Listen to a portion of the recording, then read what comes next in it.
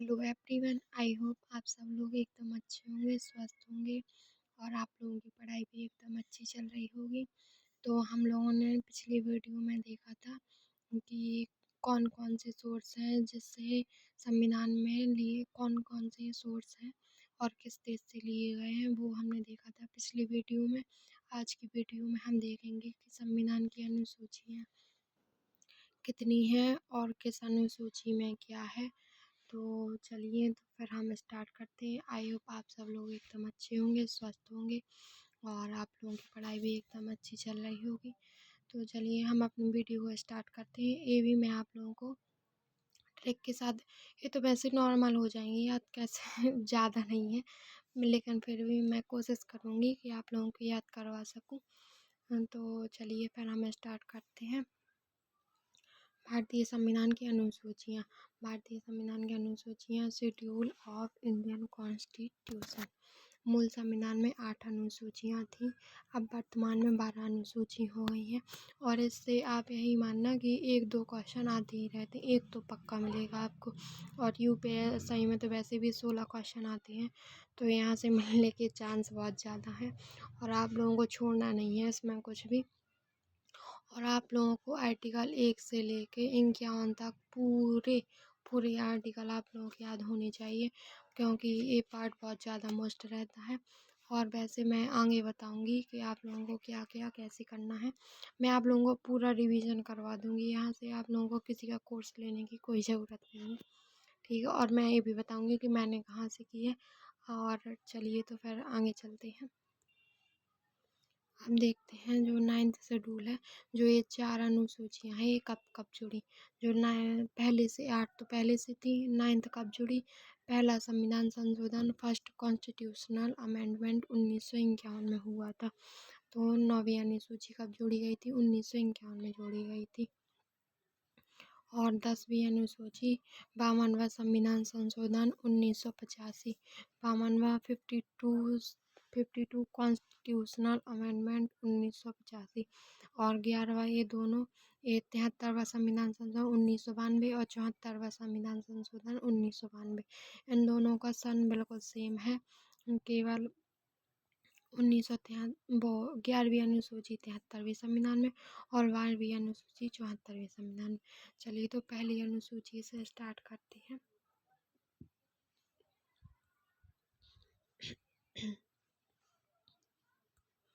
पहली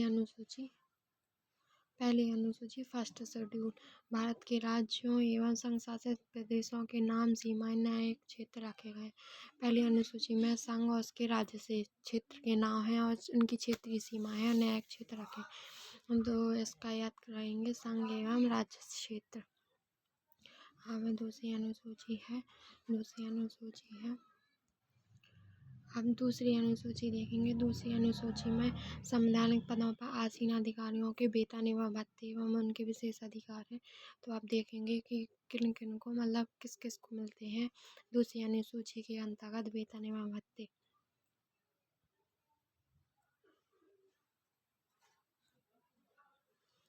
राष्ट्रपति, राज्यपाल, लोकसभा के अध्यक्ष एवं उपाध्यक्ष, राज्यसभा के सभापति, उपसभापति और राज्यों के विधानसभा के अध्यक्ष, उपाध्यक्ष, राज्यों की विधान परिषद के सभापति और उपसभापति। राष्ट्रपति, राज्यपाल, लोकसभा के अध्यक्ष एवं उपाध्यक्ष और राज्यसभा के सभापति, उपसभापति, राज्यों की विधानसभा के अध्यक्ष, उपाध्यक्ष, राज्यों की विधान परिषद के सभापति एवं उपसभापति, उच्च न्यायालय यानी कि सुप्रीम कोर्ट के न्यायाधीश और उच्च न्यायालय के हाई कोर्ट के न्यायाधीश, भारत के नियंत्रक एवं महालेखा परीक्षक। इन सभी लोगों की वेतन जो भत्ते हैं इसी अनुसूची 2 में निर्धारित हैं।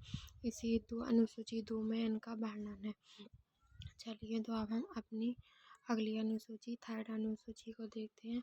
तो पहले में क्या था, पहले में था संघ एवं उसके राज्य से क्षेत्र। और शेड्यूल 2 में क्या था, उन वेतन और भत्ते। तीसरी अनुसूची में है उम्मीदवारों द्वारा ली जाने वाली शपथ।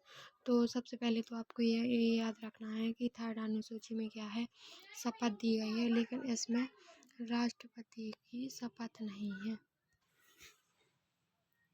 हाँ, तो मैं क्या बता रही थी कि इसमें सभी लोगों की शपथ है, जो यहाँ वर्णित है वो तो है, लेकिन आप लोगों को ऐसा क्वेश्चन पूछा जा सकता है कि थर्ड शेड्यूल में किसकी शपथ नहीं है, तो थर्ड शेड्यूल में राष्ट्रपति की शपथ का वर्णन नहीं है। इनके लिए अलग से आर्टिकल होता है, जो मैं आप लोगों को आगे बताऊंगी, क्योंकि यहाँ बताऊंगी तो हम लोग अपने टॉपिक से थोड़ा अलग चले जाएंगे, इसलिए जब मैं वो टॉपिक पढ़ाऊंगी तो आप लोगों को बता दूंगी कि मतलब राष्ट्रपति की शपथ कहाँ है। चलिए, तो अब थर्ड शेड्यूल देख लेते हैं कि किस किस की शपथ इसमें है। तो उम्मीदवारों द्वारा ली जाने वाली शपथ थर्ड अनुसूची में संसद और विधानमंडलों के उम्मीदवार, जो संसद और विधानमंडल में कितने दो सदन होते हैं, एक तो होता है विधान परिषद और एक होता है विधानसभा, ठीक है। तो संसद और विधानमंडल के सदस्य, संसद और विधानमंडलों के उम्मीदवार और संसद विधानमंडल के सदस्य और उम्मीदवार दोनों हैं। संसद एवं राज्य के मंत्री, जैसे मुख्यमंत्री हैं और उनकी मंत्रिपरिषद है, और प्रधानमंत्री, उनकी मंत्रिपरिषद, इन सभी की शपथ यहाँ है। और उच्चतम न्यायालय, उच्च न्यायालय के न्यायाधीश की शपथ, और कैग की, ठीक है। चलिए, तो अब अगली अनुसूची फोर्थ शेड्यूल को देखते हैं। फोर्थ शेड्यूल, राज्यसभा में विभिन्न राज्यों एवं केंद्र शासित प्रदेशों के लिए सीटों का आवंटन। फोर्थ शेड्यूल में है सीटों का आवंटन कि किस राज्य में और किस केंद्र शासित प्रदेशों में कितनी सीटें होंगी, तो इसका वर्णन फोर्थ शेड्यूल में है। अब फिफ्थ शेड्यूल देखेंगे। पांचवी अनुसूची, अनुसूचित एवं जनजातीय क्षेत्रों के प्रशासन एवं नियंत्रण के उपबंध है। अब छठी अनुसूची, छठी अनुसूची में क्या है, असम, मेघालय, त्रिपुरा, मिजोरम के जनजातीय क्षेत्रों के प्रशासन नियंत्रण दिया गया है कि कौन कौन से देश हैं, असम, मेघालय, त्रिपुरा, मिजोरम। असम, मेघालय, त्रिपुरा, मिजोरम। असम, मेघालय, मिजोरम, त्रिपुरा। असम, मेघालय, मिजोरम, त्रिपुरा। असम, मेघालय, त्रिपुरा, मिजोरम के जनजातीय क्षेत्रों के प्रशासन नियंत्रण, ठीक है। A4 अपने यहाँ ADC बना सकते हैं, तो ADC का फुल फॉर्म है ऑटोनोमस डिस्ट्रिक्ट काउंसिल, स्वायत्त जिला परिषद। कुल ADC कितने हैं, कुल ADC 10 हैं। असम, मेघालय, त्रिपुरा और मिजोरम में है, तो असम में बोडो, दीमा और कार्बी जनजाति है, और मेघालय में गारो, खासी जनजाति है, और मिजोरम में चकमा, लाई, मारा। त्रिपुरा में है त्रिपुरा। तो ADC की कैसी संरचना है, संरचना में क्या क्या है, तो इसमें कुल 30 सदस्य होते हैं, कुल 30 सदस्य, और ADC की शक्ति के निलंबन का अधिकार राज्यपाल को है। तो जो ये 30 सदस्य होते हैं,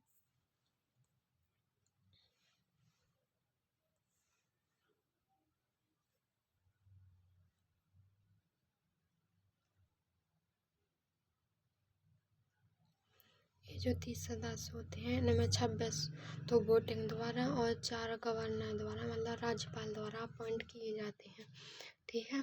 चलिए, तो अब हम आगे बढ़ते हैं। हम देखेंगे सेवेंथ शेड्यूल। सेवेंथ शेड्यूल में क्या है, अभी हम लोगों ने 6 शेड्यूल पढ़ ली, तो उनमें क्या है मैं आप लोगों को याद करवा देती हूँ। पहले में क्या था, संघ एवं उसके राज्य से क्षेत्र। दूसरे में वेतन एवं भत्ते। थर्ड में था शपथ। और फोर्थ शेड्यूल में था सीटों का आवंटन। और पांचवी में क्या था, पांचवी में था सीटों का आवंटन, संघ एवं उसके राज्य से वेतन एवं भत्ते, शपथ और सीटों का आवंटन, और सीटों का आवंटन। और फिफ्थ में क्या था, सीटों का आवंटन। और फिफ्थ में था कि जनजातीय क्षेत्रों के प्रशासन की बात थी, अनुसूचित जातियों जनजातीय क्षेत्रों का प्रशासन था फिफ्थ शेड्यूल में। और सिक्स में था असम, मेघालय, मिजोरम, त्रिपुरा। असम, मेघालय, मिजोरम, त्रिपुरा। त्रिपुरा का जनजाति क्षेत्रों के प्रशासन एवं नियंत्रण। अब 7वीं शेड्यूल में है, 7वीं शेड्यूल में अनुसूचियां हैं। तो आप लोग बता सकते हैं कि 3rd अनुसूची कहाँ से ली गई है। मैंने आप लोगों को बताया था और याद भी करवाया था, और इससे पिछली वाली वीडियो यही थी कि किस देश से कौन से सोर्स लिए गए हैं।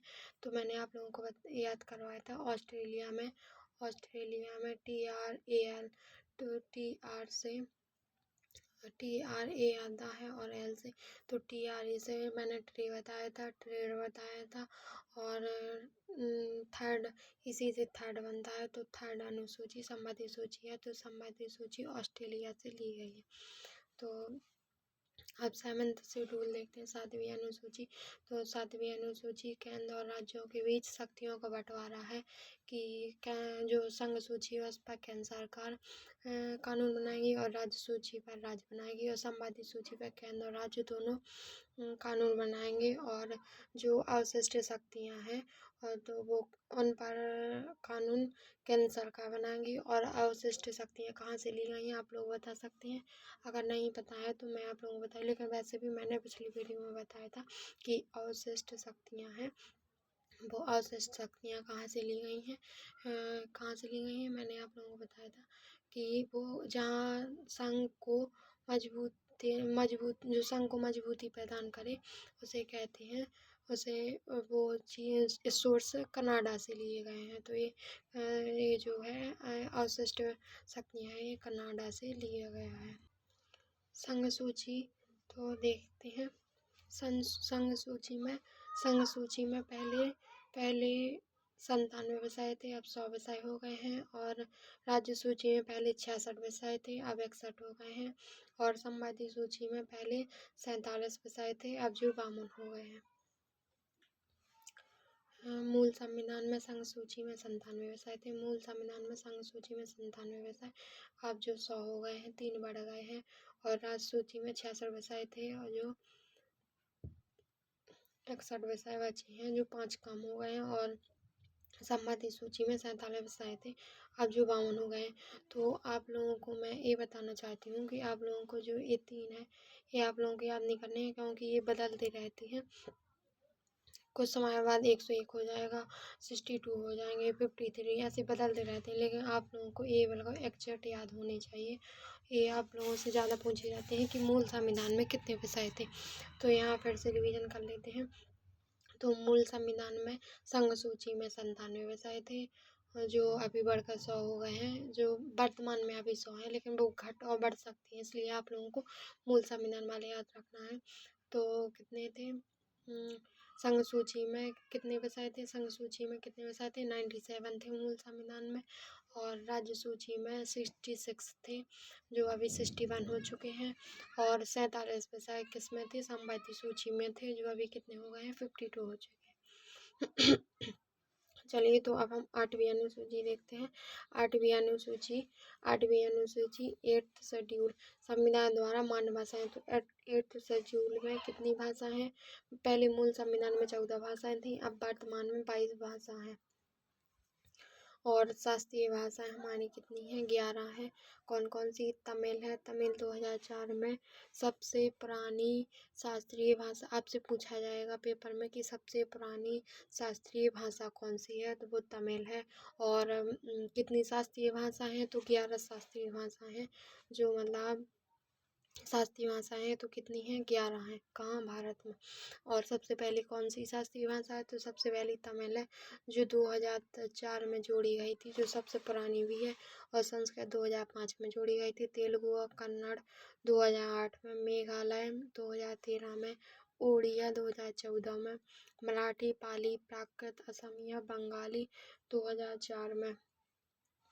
और मूल संविधान की सबसे पहले लेते हैं कि मूल संविधान में कौन कौन सी थी और कौन कौन सी बाद में जोड़ी गई।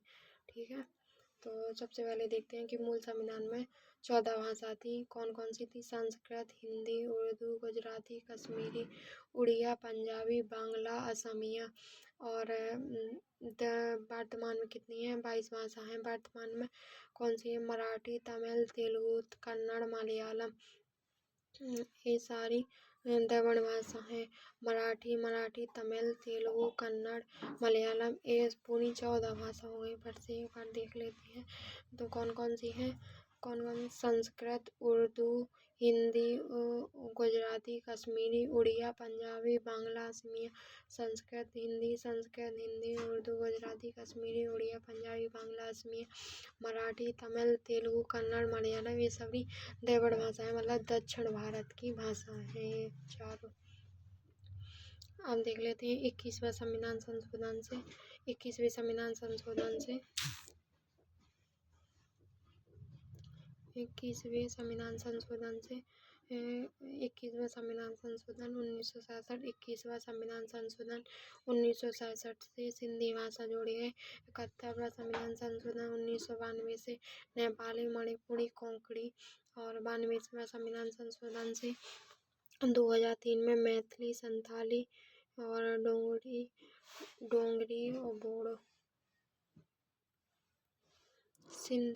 सिंधी कौन सी संविधान? सिंधी 21वें संविधान संशोधन 1967 से सिंधी। और 71वें संविधान, इसको NM के नमक से याद कर सकते हैं। तो N से हो जाएगा नेपाली, M से हो जाएगा मणिपुरी, K से हो जाएगा मणिपुरी और K से हो जाएगा कोंकणी।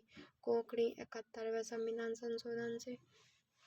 और 92वां संविधान संशोधन 2003 से मैथिली, संथाली, डोगरी, बोडो। महेंद्र, तो आप ऐसे कर, महेंद्र सिंह धोनी का बल्ला, तो MST, तो M से हो जाएगा मैथिली, S से हो जाएगा संथाली, D से हो जाएगा डोगरी, B से हो जाएगा बोडो। तो 21वें संविधान फिर से एक बार रिवाइज कर लेते हैं। तो 21वें संविधान संशोधन 1967 से 21वां संविधान संशोधन 1967 से सिंधी। 71वां संविधान संशोधन 1992 नमक, तो N से हो जाएगा नेपाली, M से हो जाएगा मणिपुरी और K से हो जाएगा कोंकणी। और 92वां संविधान संशोधन 2003 से मैथिली, संथाली, डोगरी और बोडो। मैथिली, संथाली, डोगरी, बोडो। मैथिली, संथाली, डोगरी, बोडो। तो महेंद्र सिंह धोनी का बल्ला मैथिली, संथाली, डोगरी, बोडो। चलो अब 9th शेड्यूल देखते हैं।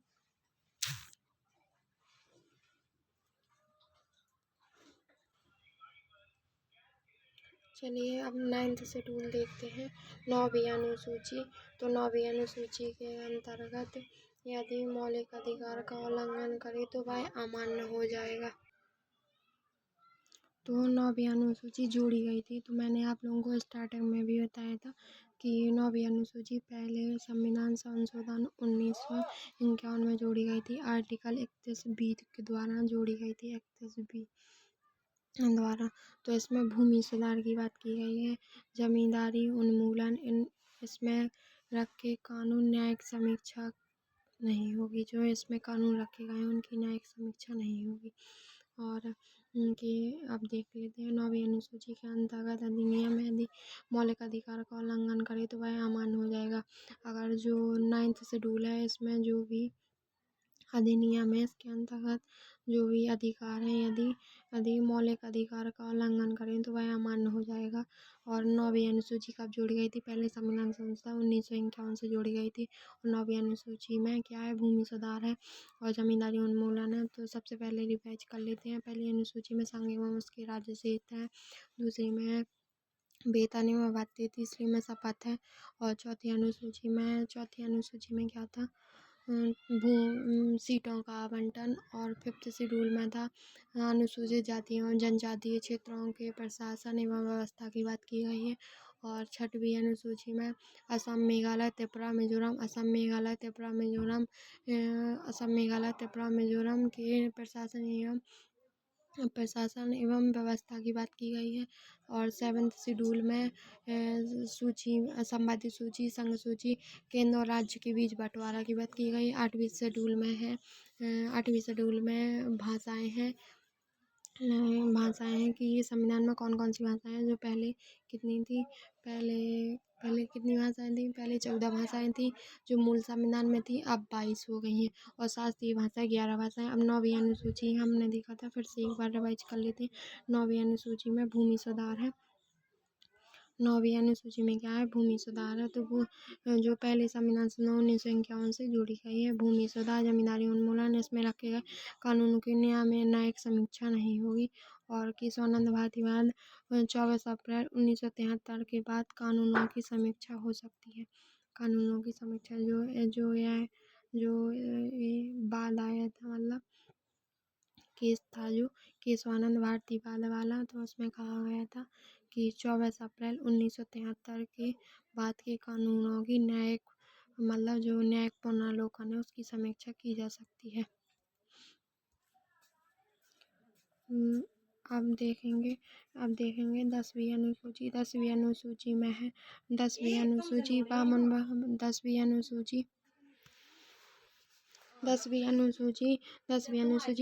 संविधान संशोधन 1985 से जोड़ी गई। और 9वीं अनुसूची पहले संविधान संशोधन 1951 से जोड़ी गई थी। और 10वीं अनुसूची 52वें संविधान संशोधन 1985 से जोड़ी गई है। और इसमें दल बदल विरोधी कानून है। आपको बस इतना ही याद करना है। अब 11वीं अनुसूची देखें। 11वीं अनुसूची में क्या है? 11वीं अनुसूची में 29 विषय हैं। 73वां संविधान संशोधन। 11वीं अनुसूची में पंचायती राज की बात की है। पंचायती राज और पंचायती राजों को शक्तियाँ, प्राधिकार, जिम्मेदारी और ग्राम पंचायत आर्टिकल 40 में है, जो मैं आगे आप लोगों को बताऊंगी। और 11वीं अनुसूची में 29 विषय हैं जो 73वें संविधान संशोधन 1992 से जोड़ी गई है। 12वीं अनुसूची है। 12वीं अनुसूची में 18 विषय हैं, जिसमें पंचायतों की बात 11वीं शेड्यूल में। और 12वीं शेड्यूल में किसकी बात की गई? 12वीं शेड्यूल में बात की गई है 12वीं शेड्यूल में किसकी बात की गई है? 12वीं शेड्यूल में बात की गई है नगर पालिकाओं की। नगर पालिका में कितने विषय हैं? 18 विषय हैं, जो किस संविधान संशोधन से जोड़ी गई? 74वीं संविधान संशोधन 1992 से जोड़ी गई। नगर पालिकाओं को शक्तियाँ, प्राधिकार एवं जिम्मेदारी सौंपी गई है। तो आप लोगों का मैं फिर से एक बार रिवीजन करवा देती हूँ।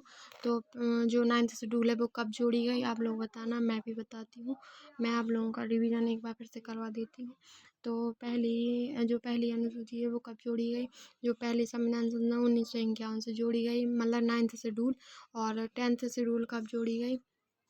10th शेड्यूल जोड़ी गई 1985 में। कौन सा? 51वां संविधान संशोधन 1985 से 10th शेड्यूल जोड़ी गई। और 11th शेड्यूल 73वां संविधान संशोधन 1952 से। और 12th शेड्यूल जोड़ा गया है 74वीं संविधान संशोधन 1992 से।